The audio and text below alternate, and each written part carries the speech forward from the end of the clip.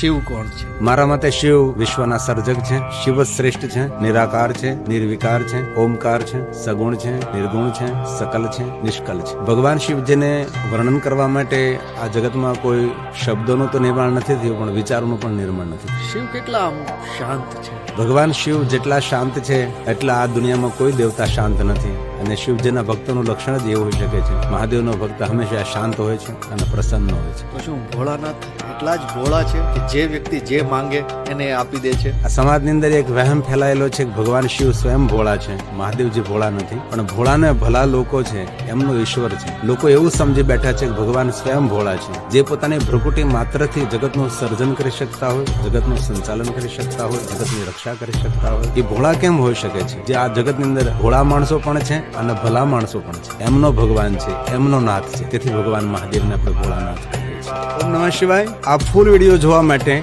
કોમેન્ટમાં લખો હે મહાદેવ, એટલે તમને ફૂલ વિડીયો જોવા મળી જશે.